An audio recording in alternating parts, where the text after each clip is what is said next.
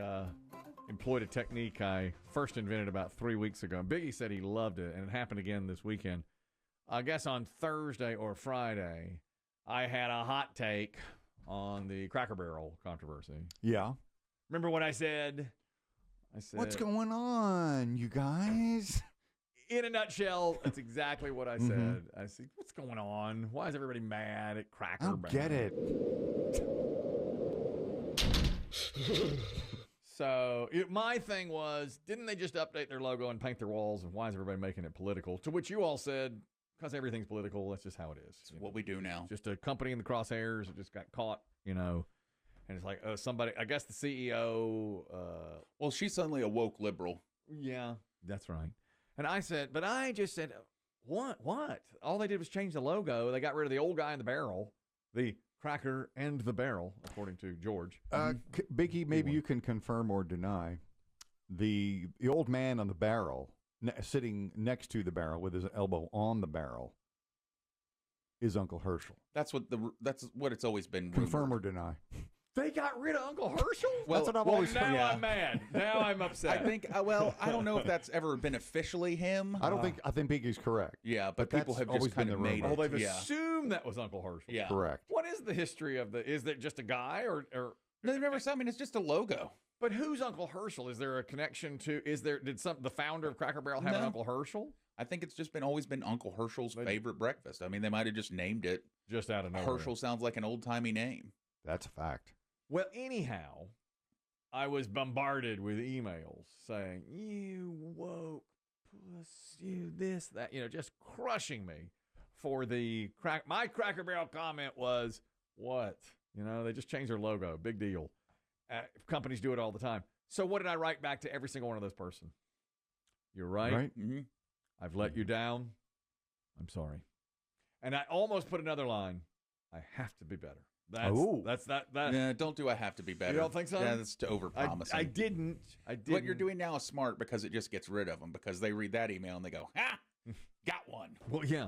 I thought about fighting back because I was accused of calling MAGA this horrible, and I didn't. I just said, why is this so political? It's just Cracker Barrel changing a logo. What's the big deal?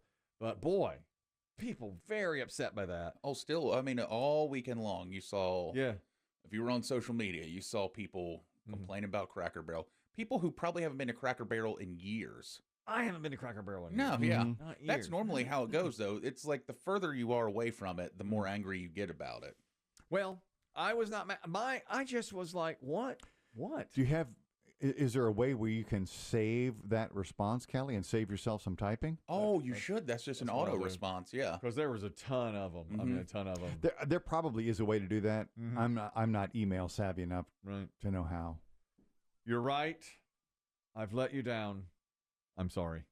And you're saying don't add the must do better. No, because then they'll come back and they'll try to give you advice. You don't need that. Yeah. What you're trying to do is just shoo them away. Well, it worked. I have not heard back from anybody. No, yeah, because they walk away feeling victorious. Like, I showed that guy, which sounds like a weird flex anyways. I showed that radio guy what's up with Cracker Barrel. I guess that's What'd you tell him? I don't know. I told him that he's a lib. Oh. Nice. Yeah. All that. Now you'll be interested in this, Biggie. Although it won't affect you. We've heard of what? Ozempic teeth. Ozempic face causes your face to sag because you're losing weight. That's all that is, yeah. Was there Ozempic masturbation? What's that? Yeah, that you don't pleasure yourself as much. No need. You don't want to as much. You lose the desire for all of it. For everything. Now there's something called Ozempic vulva. Warning. Warning. Taking your kids to school. Warning. This is technical. This is health. This is health. Now, you've probably been accused of having one, but you don't. Let me tell you something. I'm sure that was thrown around this weekend in your Cracker Barrel emails. You better believe it. I tell you, we had an event this weekend. Diesel and I were playing a 14-round robin over here at Gander Mountain. Ooh. Oh. Yeah, Kepco, you know my guy Kepco. Was this an official tournament or just kind of? He's testing. He's an going to internal event. An internal event. A soft open. Yes, that's a perfect way to describe it. So the clarion call went out from Kepco.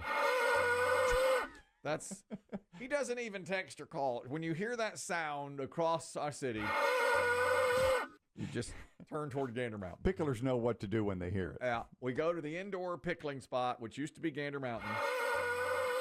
And on Saturday, we were gathered for a 4-team round robin. Had to get 8 together and play. All right. Was it hard to scrape together 8? It was. We lost one. Hip went out or something. I don't know. And so, he had. So were you playing for trophies or just for fun?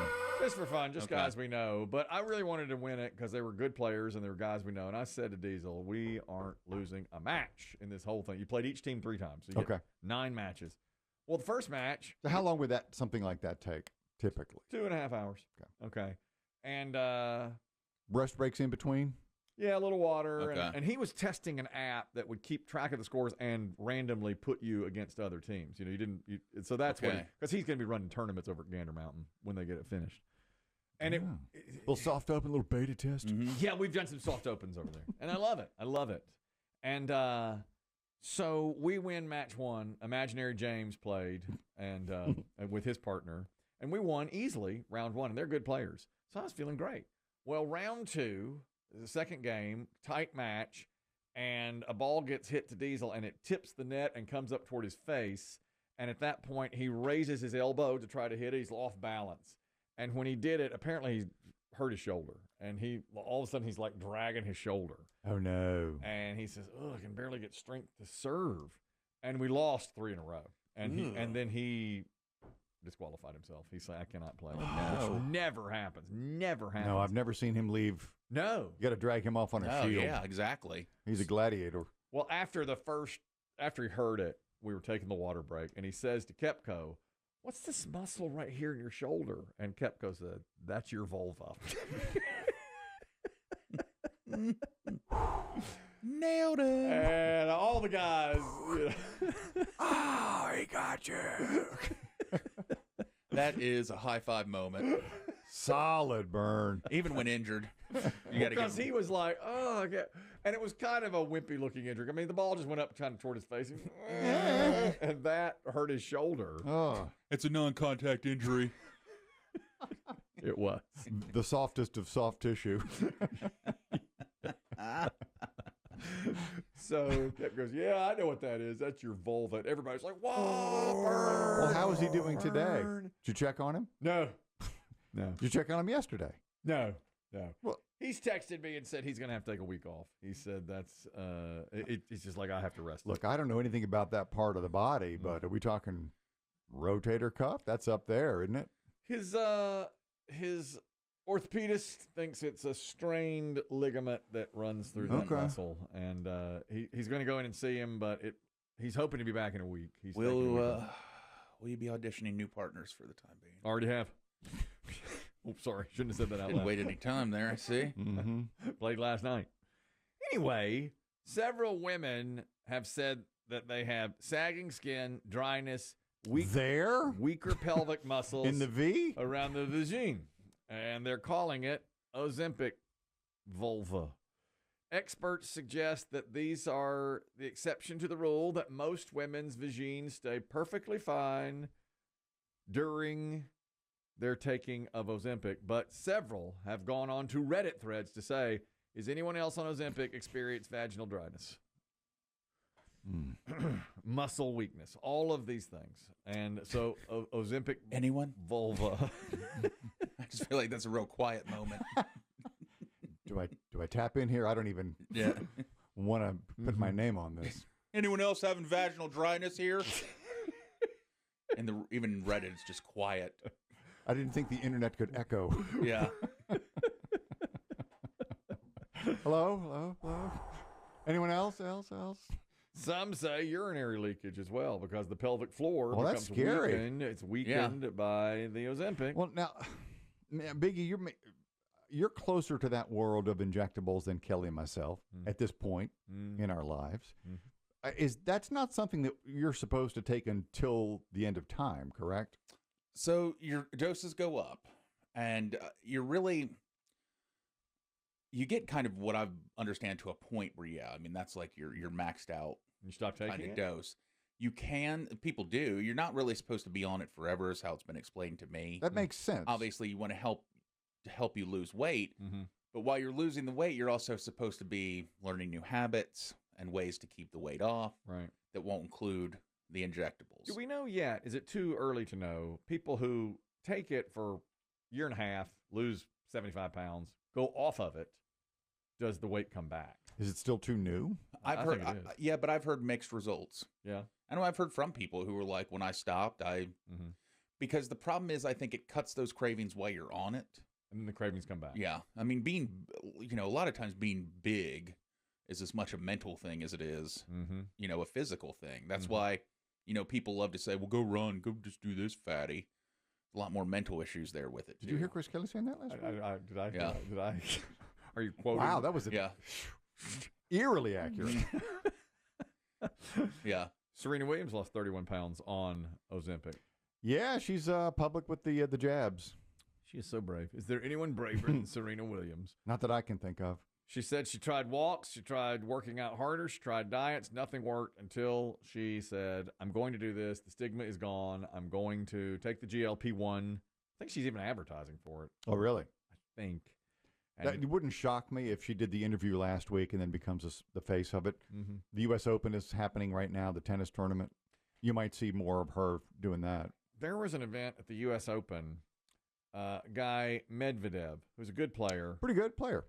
He's ranked. He's 13th seed in this tournament. Was playing over the weekend, last night maybe. Yeah, it's first night. And he's playing a guy named Bonzi. And Bonzi was unseeded but winning the match. They're in the third set, and he's up 2-0. And apparently, I can't imagine this happens much. But a photographer ran onto the court between a first and second serve by Bonzi. Thinking the match was over, or just trying to get a better angle? I think he was trying to get a better angle because it was like, in the middle of points, and the guy had missed his first serve. It was a fault. And so the photographer gets onto the court and then dashes off of it. But because of that, because it broke the concentration of Bonzi, who was serving, the official said, okay, he gets his first serve over. A do-over. A do-over. And Medvedev didn't like that one bit. So Medvedev comes over and starts arguing with the umpire, which, of course, you've seen for years. First serve to the court. Ladies and gentlemen, because of the delay caused by an outside. Bonzi getting a first serve, and now Medvedev's going to have a word. What Medvedev is doing is, as the crowd's booing, is like encouraging them to boo. To get them on his side? Yeah, and they are on his side. And then they keep showing the photographer who's standing there with his camera like, oh, man, my bad. So now he's talking to the umpire. He's like, are you a man? Are you a man? Come on. But the umpire says the call stands. Right. And Total do-over. And Medvedev said, be a man. Make the call. And it's a first serve. I want to go home. He wants to go home, guys. He doesn't like to be here. He gets paid by the match, not by the hour. He grabbed his microphone and said he wants to leave. He gets paid by the match, not by the hour. He's ready to go home. And that's why he called them. Cold-blooded. Big time. That's a drop the mic moment right there. Yeah. Isn't it? Is that... Mm-hmm. So did they replay the point eventually? Yeah, they did. And Did Mr. Medvedev smash his racket?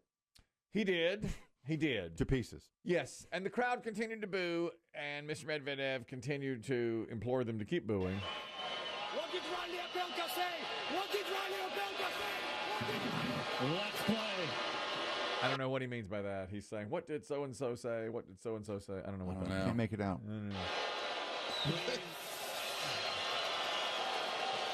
and gentlemen, Mr. Bonzi is ready to serve. Please. Please, ladies and gentlemen. How's this for a first Sunday start at the U.S. Open? Please. That poor guy. Let the Bonzi serve. Yeah. Well, Medvedev made a big comeback, lost in the fifth set. Yeah. After that, it seemed to spur him on. Wow. But he did lose. Oh, but my in the gosh. fifth set, yeah. Well, Bonzi gave an interview later. He's like, thank you for all the booing. It really helped. I mean, Oh, I didn't seriously, see that part. That way, yeah, he was like, he came back in the crowd. I know you don't want me here. Thank you for the booing. What a competitor, Yeah. Bonzi. Bonzi. So really, it was like two a-holes to me. audacity. Yeah. What audacity? They're from A-Hole City. Where are you from, big time. Bonzi? He's from A-Hole City. And I like your. I don't know what he sounds. It's pretty good, Big. I don't even know what I he heard sounds. him this morning. That's what he sounded like. Thank you. Mhm.